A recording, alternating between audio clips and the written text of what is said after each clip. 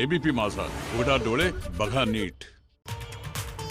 नमस्कार, मी अश्विन बापट. एबीपी माझामध्ये आपल्या सगळ्यांचं स्वागत. अर्थ बजेटचा अर्थात प्री बजेट शो आज आपण घेऊन आलेलो आहे. आजपासून पुढचे 4 दिवस 5:30 ते 6 या वेळेमध्ये हा कार्यक्रम असणार आहे, ज्याच्यामध्ये अर्थातच सर्वसामान्यांच्या अपेक्षा, शेतकऱ्यांना या सगळ्या बजेटकडनं काय मिळणार आहे, महिलांच्या काय अपेक्षा आहेत, रेल्वेसाठी काय असणार, हे सगळे मुद्दे आपण सविस्तरपणे चर्चेला घेणार आहोत.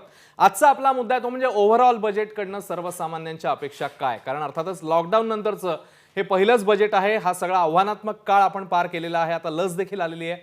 मात्र तरी देखील कोरोनाचं हे संकट पूर्णपणे अजून टळलेलं नाही आणि ते पूर्णपणे कधी टळेल हेही आपल्याला माहिती नाहीये. अशा सगळ्या परिस्थितीमध्ये हे बजेट सादर होतंय. त्यामुळे केंद्र सरकारसमोर कोणती नेमकी आव्हानं आहेत आणि नागरिकांच्या दृष्टीने कोणते दिलासादायक निर्णय या बजेटमध्ये असतील, कोणत्या नव्या घोषणा असतील, या सगळ्याबद्दल आता आपण बोलणार आहोत. आणि आपल्यासोबत 2 तज्ज्ञ मान्यवर आहेत. माझ्यासोबत इकडे स्टुडिओमध्ये आहेत अर्थविषयक सल्लागार अजित जोशीजी, त्यांचं स्वागत करूया आपण. आणि अर्थतज्ञ चंद्रशेखर टिळक सर आपल्यासोबत आहेत. अधिक अपडेट्स आपल्याला त्यांच्याकडनंही जाणून घ्यायचे आहेत, कारण तेही आपल्याला नेहमी वेळोवेळी अर्थविषयक मार्गदर्शन करत असतात. त्यांचा या बजेटबद्दलकडे बघण्याचा अँगल नेमका कसा असणार आहे, जोशीजी कोणते नेमके महत्त्वाचे मुद्दे मांडतात, हे सगळं आपल्याला बघायचं आहे. सर्वसामान्यांना काय मिळणार, निर्मला सीतारामन यांच्या पोतडीमधून नेमकं काय बाहेर येते. पेपरलेस बजेट आहे, आपल्या सगळ्यांना माहिती आहे, ती मी आठवण करून देतो, कारण कोरोनाचा हा सगळा संकट काळ असल्यामुळे हे पेपरलेस बजेट असेल. तर याबद्दल सविस्तर चर्चा आपण करूया. पण तत्पूर्वी काही आपण मंडळींच्या प्रतिक्रिया ज्या आहेत त्या आणलेल्या आहेत तुमच्यासाठी. आम्ही त्या घेऊन आलेलो आहे, ज्याच्यामध्ये अर्थातच शिक्षक आहेत, ज्याच्यामध्ये कलाकार आहेत, ज्याच्यामध्ये उद्योजक आहेत आणि सर्वसामान्य, आणि त्यासोबतच तुमच्या आमचे सगळे प्रतिनिधीच आहेत, असे वेगवेगळे घटक आपण म्हणूया. तर त्यांनी नेमक्या काय अपेक्षा व्यक्त केल्या आहेत बजेटकडनं ते आता आधी आपण बघूया आणि मग या चर्चेला सुरुवात करूया. आपण बघूया. नुकतीच न्यू एज्युकेशन पॉलिसी घातलेली आहे आणि त्या पॉलिसीच्या अंमलबजावणीसाठी जी काही निधीची गरज आहे ती मला वाटतं येत्या बजेटमध्ये ती तरतूद असायला हवी. आणि कारण एक देशाचे विजनरी डॉक्युमेंट शिक्षण क्षेत्राशी रिलेटेड असं एक खूप विजनरी डॉक्युमेंट्स म्हणून त्या न्यू एज्युकेशन पॉलिसीकडे पाहिलं जातं. तर या पॉलिसीचा राज्यांना कसा फायदा होईल आणि त्याची अंमलबजावणी कशी चांगल्या पद्धतीनं होईल याच्याकरिता शिक्षण क्षेत्राला एक भरघोस निधी मिळाला अशी मला अपेक्षा वाटते. या बजेटमध्ये सरकारकडून अर्थातच कोरोना किंवा आत्ता त्याच्या आधीची रिसेशन या पार्श्वभूमीवर भरपूर अपेक्षा सगळ्यांच्याच आहेत. एक नागरिक म्हणून माझ्यासारख्या व्यक्तीच्याही आहेत. वेगळे अनुषंग आहेत.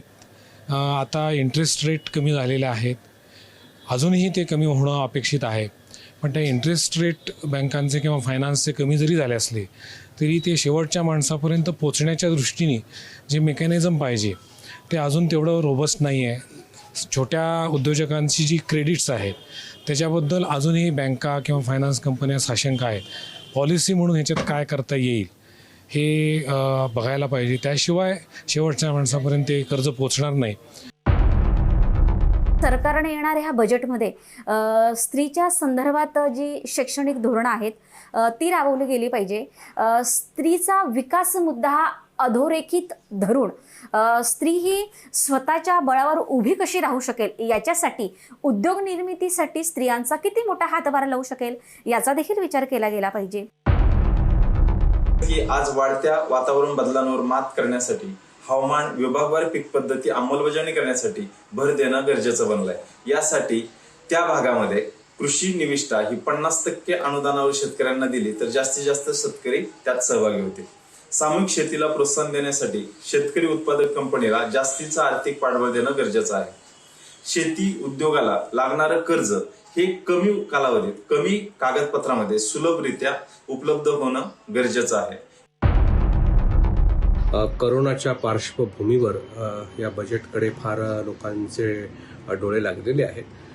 पण मला माझी अशी अपेक्षा आहे की जो तळागाळातला वर्ग आहे, जो 40-50% आसपास जो तळागाळातला वर्ग आहे, जो रोजंदारीवर आहे, जो रोज काम करणार आहे आणि तर त्याला पैसे मिळतात अशी अवस्था आहे, तर त्याला डोळ्यासमोर ठेवून माझ्या मते बजेट सादर केलं गेलं पाहिजे. त्याच्या हिताचा, त्याला जगणं कसं सोयीचं होईल हे पाहणारा बजेट असायला पाहिजे. तर या होत्या अपेक्षा समाजामधल्या विविध घटकांच्या, ज्याच्यामध्ये मी म्हटल्याप्रमाणे शिक्षक होते, उद्योजक होते, कलाकार होते, सर्वसामान्य गृहिणी देखील होती. त्यामुळे एक सर्वसमावेशक अपेक्षा मांडण्याचा आम्ही तुमच्यासमोर प्रयत्न केला. आपण चर्चेला सुरुवात करूया. टिळक सरांपासून मी सुरुवात करेन. टिळक सर, जसं मगाशी आपण म्हटलं की लॉकडाऊन नंतरचं पहिलंच बजेट, कोरोनाचा काळ हा पूर्णपणे अजून सरलेला नसताना हे बजेट सादर होत आहे. या बजेटकडे तुम्ही कसं बघताय? किती मोठं चॅलेंज आहे केंद्रासाठी? 1 फेब्रुवारी 2021ला केंद्रीय अर्थमंत्री निर्मला सीतारामन जेव्हा येणाऱ्या आर्थिक वर्षासाठी अर्थसंकल्प सादर करायला संसदेमध्ये उभ्या राहतील, त्यावेळेला सगळ्यात मोठं आव्हान असं आहे की आजपर्यंत जी एक विशिष्ट संरचना किंवा सेटअप आपण अर्थव्यवस्थेचा डोळ्यासमोर उभं ठेवून अर्थसंकल्पाकडनं अपेक्षा किंवा अर्थसंकल्पांकडची उद्दिष्ट असा विचार करत होतो, परंतु 2020च्या मार्च पासून जे करोनाचं आपल्याकडे संकट सुरू झालं, त्यामुळे केवळ तुमच्या माझ्यासारख्या सगळ्यांचीच आपली ऑफिसची जागा किंवा प्लेस ऑफ वर्क बदललंय अशातला भाग नाही, आपल्या सगळ्यांच्या गरजांचंही स्वरूप पूर्णपणाने बदललेलं आहे. आपल्या वितरणांचं स्वरूपही पूर्णपणाने बदललेलं आहे.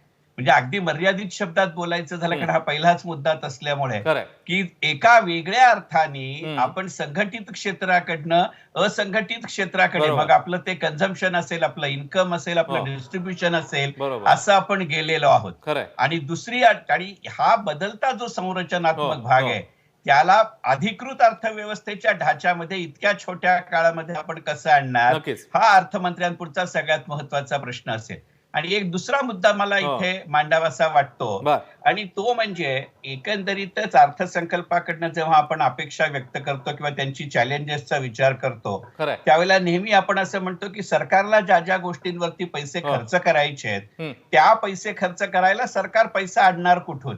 आणि या मुद्द्याला यंदाच्या पार्श्वभूमीवरती एक आणखीन वेगळा पैलू आहे, कारण मार्च 2020 पासून जवळजवळ जानेवारी 2021 आता संपत आला. म्हणजे गेल्या 10 महिन्यात वेगवेगळ्या टप्प्यावरती केंद्र सरकार, राज्य सरकार आणि इतरही अनेक संघटना, रिझर्व्ह बँकेसारख्या असतील, यांनी वेळोवेळी इतक्या योजना जाहीर केलेल्या आहेत की या जाहीर झालेल्या योजनांना तरी पुरेसा पैसा सरकारकडे आहे का, आणि तो जर नसेल तर 1 फेब्रुवारीला आणखी नवीन घोषणा केल्या तर तो पैसा आणणार कुठून.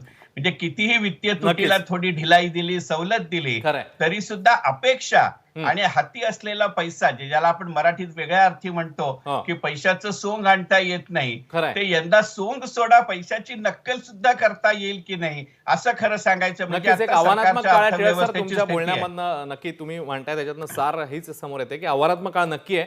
आपण अजित जोशीजींकडे जाऊया. जोशी सर, जो टिळक सरांनी मुद्दा मांडला तोच मी पुढे घेऊन जाईन. खास करून मला स्पेसिफिक पहिल्यांदाच यायचे ते म्हणजे रोजगार निर्मिती या मुद्द्यावर, कारण टॅक्स आणि अन्य विषयांवर आपण या पुढच्या एपिसोड्समध्ये बोलणारच आहोत. पण रोजगार निर्मिती म्हणजे गेल्या वर्षभरामध्ये याच्याबद्दल बरंच बोललं गेलं. अनेक वेळा अशा बातम्याही आल्या की काही हजार रोजगार जे आहेत ते गेलेले आहेत या कोरोनामुळे. त्याच्यानंतर आपलं बदललेलं वर्क कल्चर, वर्क फ्रॉम होमचं प्रमाण वाढलेलं आहे. या सगळ्या पार्श्वभूमीवर गेलेले रोजगार आणि वर्क फ्रॉम होमचं कल्चर, बजेट या सगळ्याला कसं रिॲक्ट करेल, खास करून रोजगार निर्मितीच्या संधी वाढवण्याच्या दृष्टीने तुम्ही काय सांगा? नाही, मला असं वाटतं रोजगार निर्मितीच्या संधी वाढवण्यासाठी टिळक सर म्हणाले त्यातलेच काही 1-2 मुद्दे उचलून आपण पुढे जायला हवं. की एक म्हणजे संघटित कडून आपण असंघटित क्षेत्राकडे जातो आहोत, ह्याच्यासाठी काही विशेष योजना असण्याची आवश्यकता आहे. झालंय काय की आपल्या बहुतांशी योजना ज्या गेल्या एका वर्षभरात डिक्लेअर केल्या त्या सॉफ्ट मनी पॉलिसी ज्याला म्हणतात, म्हणजे कमीत कमी व्याजदरामध्ये जास्तीत जास्त निधी उपलब्ध करून देणं, जी एक प्रकारची सप्लाय साइड मेकॅनिझम आहे, म्हणजे उद्योगधंद्यांना हे व्हावं म्हणून. परंतु आज जी गरज आहे ती डिमांड साइडला म्हणजे मागणीच्या बाजूला आहे.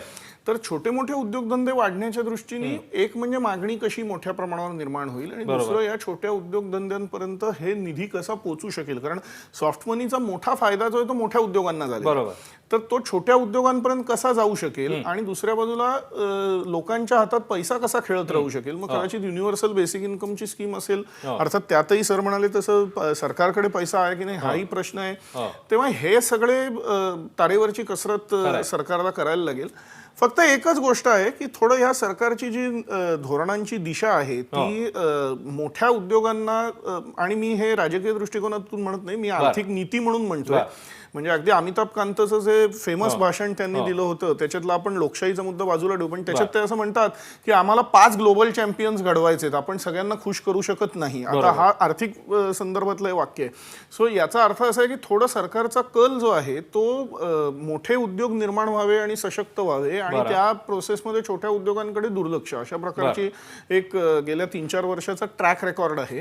तर तो आता कोर्स करेक्शन करावं लागेल आणि असंघटित क्षेत्र कसं फोकस्ड होईल, पैसा जास्त कसा खेळता राहील, छोट्या उद्योगांच्या पर्यंत निधी कसा पोहोचू शकेल, यातूनच तुम्हाला रोजगार निर्मिती करता येऊ शकते. रोजगाराबद्दल आणखी एक प्रश्न मी घेणार आहे. अश्विनजी, रोजगाराबद्दल इथे अजून एक छोटा मुद्दा फक्त घेऊ, म्हणजे हा मुद्दा पूर्ण होईल. जसं अजितजी आता म्हणले त्याचे एक दुसरा पैलू लक्षात घेऊ की अलीकडेच एक सर्वेक्षण प्रसिद्ध झालं, त्याच्यातही असं त्यांनी म्हटलं की ओव्हरऑलच आपल्या देशातलं बेरोजगारीचं प्रमाण वाढलं, हे सरसकट विधान झालं.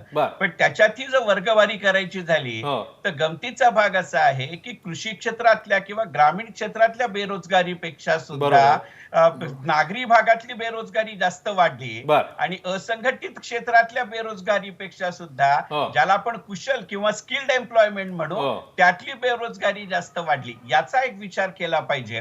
आणि एक दुसरा संरचनात्मक मुद्दा लक्षात घेतला पाहिजे. अशी जेव्हा संकटाची परिस्थिती असते तेव्हा जर आपण जागतिक अर्थसंकल्पांचा इतिहास पाहिला तर फार मोठ्या प्रमाणावरती प्रशासकीय बदल, ज्याला आपण स्ट्रक्चरल चेंजेस असं म्हणतो, ते स्ट्रक्चरल चेंजेस आपण अशा वेळेला अर्थसंकल्पातनं पुढे ढकलायचा प्रयत्न करतो. आत्ताची परिस्थिती इतकी संवेदनशील आहे की असे जर संरचनात्मक बदल आपण पुढे ढकलायला लागलो तर तेल गेलं आणि तूप गेलं अशी परिस्थिती होईल. काय साधं उदाहरण सांगतो की मगाशी आपण कार्यक्रमाच्या सुरुवातीला गिरीशजी चितळ्यांची एक क्लिप पाहिली आणि गिरीशजी चितळे असं म्हणले की बाबा व्याजदरामध्ये सवलत तर सरकारनं, रिझर्व्ह बँकेनं दिली, पण ती सर्वसामान्य उद्योजकापर्यंत किंवा नागरिकापर्यंत पोहोचली नाही. आता अगदी सवलत सोडा, आज अडचणीचा मुद्दा असा आहे, अनेक गेल्या 15-20 दिवसात तुमच्या माझ्यासारख्या सर्वसामान्य नागरिकांनीही पाहिलं की अनेक बँकांचं आता विलिनीकरणाची प्रक्रिया खूप जोरात चालू आहे. त्यामुळे 2-3 दिवस मला त्याची ई सर्व्हिस सुद्धा मिळत नाही. मग एका छोट्या तात्कालिक घटनेचे जर एवढे परिणाम होत असतील तर संरचनेच्या बदलामधले किती परिणाम होतील आणि ते परिणाम आता सोचण्या एवढी अर्थव्यवस्थेमध्ये सक्षमता नाही, हे लक्षात घेतलं पाहिजे. खरंय. हाच मुद्दा पुढे घेऊन जाताना मला 2 सेक्टर ज्याचं महत्व खूप या कोरोना काळामध्ये अधोरेखित झालं त्याच्याबद्दल विचारायचं आहे आता अजित जोशींना. एक म्हणजे अर्थातच IT आणि दुसरं म्हणजे हेल्थ केअर. तर या 2 क्षेत्रांच्या दृष्टीने अजित जोशीजी कोणते महत्वाचे मुद्दे असू शकतात या बजेटमध्ये? काही नवीन घोषणा, काही मोठ्या घोषणा असू शकतात, कारण या दोन्हींचं महत्व हायलाइट झालं गेल्या काळामध्ये. नाही, मी खरं सांगायचं तर हे कदाचित फार जास्त आवडेल असं नाही, परंतु या दोन्ही क्षेत्रामध्ये मला वाटतं अधिकाधिक सरकारने पैसे काढून घ्यायचा प्रयत्न करायला पाहिजे कराच्या स्वरूपामध्ये. मी काय म्हणतोय लक्षात घ्या, खरं तर या दोन्ही क्षेत्रात मी खास करून आरोग्यामध्ये तर पैसे घालायलाच हवे यात शंका नाही, परंतु या दोन्ही क्षेत्रातले जे उद्योगधंदे आहेत त्यांनी या काळामध्ये भरपूर चांगली कामगिरी बजावलेली आहे. म्हणजे बाकी सगळ्या अर्थव्यवस्थेला झटका बसलेला असताना IT आणि हेल्थकेअर या क्षेत्रातल्या कंपन्या, या क्षेत्रातले उद्योग यांना भरपूर फायदा झालेला आहे असं आपल्या लक्षात येईल. तेव्हा त्यांच्याकडून काही मार्गाने जर पैसा काढता आला आणि तो या क्षेत्रातले जे असंघटित आणि नॉन स्ट्रॉंग असे प्लेयर्स आहेत, म्हणजे उदाहरणच द्यायचं तर आता आपल्याला हेल्थकेअर वरती आपला अत्यंत जुजबी खर्च आहे आणि एकूण सरकारी खर्च हा वर्षानुवर्षात कमी होत गेलेला आहे प्रपोर्शनेटली, तो वाढवण्याची आवश्यकता आहे. मग त्याला पुन्हा निधी कुठून आणणार हा प्रश्न येऊ शकतो, जो आपल्याला मोठ्या कंपन्यांकडनं कसा तरी वळवता आला तर तो प्रयत्न केला गेला पाहिजे असं मला वाटतं प्रामाणिकपणे. आणि त्यामुळे हेल्थकेअर मध्ये मोठ्या प्रमाणावर इन्व्हेस्टमेंटची आवश्यकता आहे. हेल्थकेअर एज्युकेशनकडे प्रचंड दुर्लक्ष झालेलं आहे, कारण आपल्या लक्षात येईल की एक मेडिकल कॉलेज काढायला 50 कोटीच्या आसपास खर्च येतो, त्यामुळे मग त्याच्या फिया जास्त वगैरे वगैरे, तो एक वेगळं शिक्षणाचं रॅकेट तयार होतं. त्यापेक्षा सरकारने अधिकाधिक हेल्थकेअर कॉलेजेस आणि हेल्थकेअर कॉलेजच्या आजूबाजूला ताबडतोब त्याच्या जोडीने हॉस्पिटलही येत असतं, त्यामुळे ह्या सगळ्यावर भर द्यायला पाहिजे आणि ह्या सगळ्यात गुंतवणूक मोठ्या प्रमाणावर व्हायला हवी. IT क्षेत्राच्याही संदर्भात एक थोडासा तुमच्या प्रश्नाला थोडा टँजंट मुद्दा आहे, पण लक्षात घ्यायला हवाय की मोठ्या प्रमाणावर IT क्षेत्रामध्ये जरी म्हणजे कंपन्यांना फायदे होत आहेत, एम्प्लॉईजना फायदे होत आहेत, पण आपल्या असं लक्षात येईल की मोठ्या प्रमाणावर पुणे, बँगलोर, काही प्रमाणात मुंबई अशा शहरांमधनं जो IT आणि फायनान्शियल सर्व्हिस सेक्टरमध्ये काम करणारा तरुण वर्ग होता तो आता आपापली घरं सोडून, भाड्याची घरं सोडून, डिपॉझिट वळतं करून काही बाबतीत तर स्वतःचंही घर सोडून आपल्या होमटाऊनला गेलेला आहे, कारण त्याचं असं म्हणणं मी घरून काम करू शकतो. पण त्याचा अपरिहार्य परिणाम ह्या शहरातल्या उरलेल्या इकोसिस्टीमवर आलेला आहे. तेव्हा त्याच्याबद्दलही सरकारने अगदी म्हणजे तो कदाचित तो केंद्राच्या अखत्यारीत येईल का नाही मला कल्पना नाही, परंतु त्याच्याबद्दलही थोडा बहुत विचार होण्याची गरज आहे. अशा पद्धतीने या दोन्ही क्षेत्रांकडे दोन परस्पर विरुद्ध नजरेने पाहिलं पाहिजे. एक म्हणजे कसा त्यातनं कमावलेला पैशातला काही हिस्सा सरकारला काढून घेता येईल उत्पन्न म्हणून, आणि कशा प्रकारे तो खर्च करता येईल अशा प्रकारे की ज्यातून ह्या दोन्ही क्षेत्रातल्या असंघटित वर्गाला फायदा होऊ शकेल. बर, खूप महत्वाचे मुद्दे दोघांनीही मांडलेले आहेत. तिकडे एक छोटासा ब्रेक सर आपल्याला घ्यावा लागेल. ब्रेकची वेळ झालेली आहे. ब्रेक नंतर आणखी काही मुद्दे याच अनुषंगाने आपल्याला घ्यायचे आहेत, ज्याच्यामध्ये अर्थातच पर्यावरण हा खूप मोठा फॅक्टर ठरणार आहे. तर त्याच्याबद्दल देखील आपण बोलणार आहोत, कारण ग्रीन टॅक्स सारखी योजना गेल्या काही काळामध्ये अनाऊन्स झालेली आहे. तर या अनुषंगाने काय पावलं टाकण्यात येतील, कृषी क्षेत्रासाठी काय असेल, हे देखील आपल्याला टच करायचं आहे. आपण बघताय अर्थ बजेटचा एबीपी माझावर, आणि आजचा आपला शो आहे तो अर्थातच सुरू आहे. सर्वसामान्यांच्या अपेक्षा नेमक्या काय आहेत, अनेक मुद्द्यांना आपण स्पर्श करण्याचा प्रयत्न करतोय. पुढच्या प्रश्नाकडे बोलूया. आपल्यासोबत अर्थतज्ञ चंद्रशेखर टिळक सर आहेत. टिळक सर, मगाशी आपण रोजगार आणि अन्य मुद्द्यांबद्दल तर बोललोच, पण आणखी एक मुद्दा जो गेल्या काही काळामध्ये अधोरेखित झाला तो म्हणजे अर्थातच होता पर्यावरणाचा. कारण सगळीकडे वाहतूक व्यवस्था आणि अन्य गोष्टी थांबल्यामुळे हवा किती शुद्ध झाली याच्याही बातम्या आल्या. कुठून कुठल्या पर्वतांचं दर्शन झालं हे देखील आपण बघितलेलं होतं, तशाही बातम्या आलेल्या होत्या. तर या पर्यावरणाच्या दृष्टीने ई व्हेकल्सना चालना देण्यासाठी किंवा ग्रीन टॅक्स सारखी योजना गेल्या आठवड्यामध्ये बातमी आलेली होती. तर काय नेमकं असू शकतं बजेटमध्ये? हा मुद्दा आता बजेटमध्ये गांभीर्याने घेतला जाईल इथून पुढे, पर्यावरण आणखी गांभीर्याने किंवा आणखी गांभीर्याने हा शब्द जास्त चांगला आहे. कारण खरं सांगायचं म्हणजे गेले 2 अर्थसंकल्प यांना त्या स्वरूपामध्ये ई व्हेकलचा उल्लेख आपल्या केंद्रीय अर्थसंकल्पाच्या भाषणामध्ये आहे. आणि नितीन गडकरींसारखे मंत्री अत्यंत प्रामाणिकपणाने त्याचे प्रयत्न करतायत. फक्त आपल्याकडे ई व्हेकलचा जर विचार करायचा असेल, जरूर ह्या अर्थसंकल्पीय भाषणामध्ये आणि नंतरच्या त्याच्या भरीव तरतुदींमध्ये ई व्हेकलला मुभा असेल असं आपण गृहीत धरूया. पण ई व्हेकल काय, कृषी उत्पादन काय किंवा हेल्थ केअर काय, या तिन्हीच आपल्या देशातल्या अडचणीचा भाग असा आहे की आपल्याकडे ही तिन्ही क्षेत्र ही उत्पादन किंवा प्रोडक्शन या दृष्टिकोनातनं समस्या बिंदू नाहीयेत, वितरण किंवा लॉजिस्टिक या दृष्टीने समस्या बिंदू आहेत. त्यामुळे या तीनही क्षेत्रांचा या अर्थसंकल्पामध्ये किंवा येणाऱ्या पुढच्या 1 ते 2 अर्थसंकल्पामध्ये केवळ त्या अर्थसंकल्पाची 140 पॅरेग्राफ भरायचे म्हणून केलेला उल्लेख न करता त्याला जर डिस्ट्रीब्युशनशी रिलेटेड असे जर टॅक्स इन्सेंटिव्ह आणि ऍडमिनिस्ट्रेटिव्ह इन्सेंटिव्ह देऊ शकलो तर त्याचा जास्त उपयोग होईल. याचं कारण सांगतो की आता जसं मागाच्या आपल्या चर्चेमध्ये आलं की आता मुळातच अशा पद्धतीच्या प्रायव्हेट व्हेकल्सची, छोट्या व्हेकल्सची काय स्वरूपामध्ये मागणी बदलते याचा विचार करायला लागेल. कारण अगदी करोना संपला तरी सुद्धा वर्क फ्रॉम होमची परिस्थिती जाऊन आपण मार्चच्या आधी सारखे ऑफिसात जाऊन काम करू शकू एवढी जर मागणी नसेल तर सुरुवातीच्या काळामध्ये ई व्हेकलला मागणी बेताची असू शकते. आणि त्यामुळे ई व्हेकल सुरुवातीला सार्वजनिक वाहतुकीत आणून मग खासगी वाहतुकीत आणण्याचा विचार करावा लागेल. खरंय, म्हणजे ती क्रोनॉलॉजी आपल्याला डिसाईड करावी लागेल. आपण अजित जोशीजींकडे येऊया. अजित जोशी सर, कृषी जो अतिशय महत्वाचा घटक आणि खरं तर बळीराजा आपण त्याला म्हणतो, आणि गेल्या काही दिवसांमध्ये आंदोलन आणि या सगळी परिस्थिती आपल्या सगळ्यांना माहिती आहे. या सगळ्या बॅकग्राऊंडला कृषी क्षेत्रासाठी काय असू शकतं, कोणती मोठी घोषणा किंवा कोणता असा महत्वाचा भाग जो आहे जो कदाचित यावेळी इंट्रोड्यूस होईल बजेटमध्ये, तुमचं काय ऑब्झर्वेशन आहे? नाही, राजकीय गरज आणि आत्ताची पार्श्वभूमी हे सगळं लक्षात घेता आणि वर्षानुवर्षाची परंपरा सुद्धा, बरोबर, कृषी क्षेत्रासाठी तरतुदी भरभक्कम केल्या जातील असं म्हणायला हरकत नाही. त्याच्यामध्ये टिपिकली खतांची सबसिडी हा एक भाग असू शकतो. मिनिमम प्राइस, सपोर्ट प्राइस हा एक अतिशय कळीचा मुद्दा आहे आत्ताच्या आंदोलनातही, त्यामुळे त्याच्याबद्दलच्याही घोषणा होऊ शकतात. बरोबर.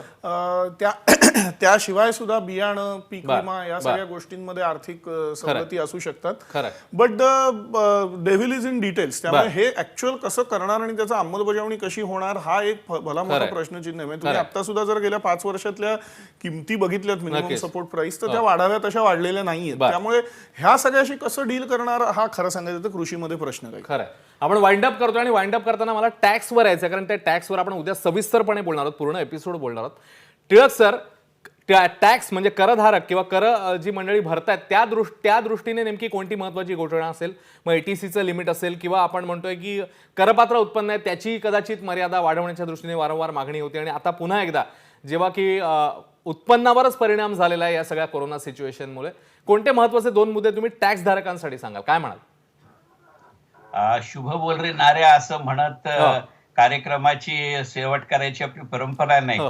आपल्याला सगळ्यांना जरी नोकरदार म्हणून त्याच्यामध्ये सवलती मिळाव्यात अशी अपेक्षा असली तरी मी माझ्या चर्चेच्या सुरुवातीलाच म्हटलं तसं अशी सवलत द्यायला सरकारच्या खिशात जो पैसा असावा लागतो तो मिळू शकेल का? त्यातल्या त्यात एकच सुखाची गोष्ट अशी आहे की गेले काही महिने दर महिन्याचं जीएसटीचं कलेक्शन वाढतंय आणि यातनं एक अत्यंत उभारी घेत जर पगारदारांच्या हातात काही मिळालं तर वाटतं. मला स्वतःला असं वाटतं की सरसकटपणे एटीसी मध्ये मर्यादा वाढत अशा पद्धतीचं किंवा स्टँडर्ड डिडक्शन मध्ये वाढ करत अशा करायच्या ऐवजी काही विशिष्ट खर्चाच्या पुरेशा मर्यादित किंवा त्याच्याशी निगडीत असं जसं काल आपण बोलताना म्हणलं की कन्व्हेन्स अलावन्सच्या ऐवजी कनेक्टिव्हिटी अलावन्सला काही पद्धतीची टॅक्स कन्सेशन देता येतात का, अशा पद्धतीचा विचार केला जाईल असं मला स्वतःला वाटतं. नक्कीच. आणि या अनुषंगाने आपण टॅक्स मध्ये डिटेल बोलणार आहोत. तुम्हाला काही थोडक्यात ऍड करायचं? एकच छोटा मुद्दा जो नोकरदारांना कनेक्ट होईल कदाचित, की नोकरदारांचं रचना जी आहे कराची ती सोपी करा. स्टँडर्ड डिडक्शन आणा 30% आणि त्यांना बाकीच्या असंख्य अननेसेसरी गोष्टींमध्ये उलझवून टाकलेलं आहे त्या बंद करून टाका. ही गोष्ट गेली जवळजवळ 10 वर्ष अपेक्षित आहे. मी प्रत्येक वर्षीच्या बजेटच्या आधी हा मुद्दा उचलत असतो. त्यामुळे मला वाटतं ही एक सोपी गोष्ट आहे. सुलभ प्रक्रिया खरंय. सुलभ प्रक्रिया होण्याच्या दृष्टीने जसं हे दोघंही मान्यवर सांगतात आणि करपात्र उत्पन्नाची मर्यादा जी असेल किंवा एटीसी असेल, आपल्याला बघूया, आपण उद्या आणखीन त्याच्यामध्ये डिटेल जाणार आहोत. पण तुर्तास या दोन्ही मान्यवरांनी अर्थ बजेटच्या प्री शो साठी वेळ दिला. टिळक सर आणि जोशी सर दोघांचेही आभार. या खास शो मध्ये आपण इकडेच थांबतोय. उद्या भेटणार आहोत कर जी मंडळी भरतात त्यांच्या दृष्टीने, याच्यामध्ये टॅक्स पेअर जे आहेत त्यांच्या दृष्टीने नेमक्या काय अपेक्षा आहेत, त्यांना नेमके कोणकोणते मुद्दे जे आहेत ते बजेटकडनं मिळू शकतात याबद्दल बोलण्यासाठी आणखी 2 मान्यवर आपल्यासोबत असतील. आता इकडेच थांबूया.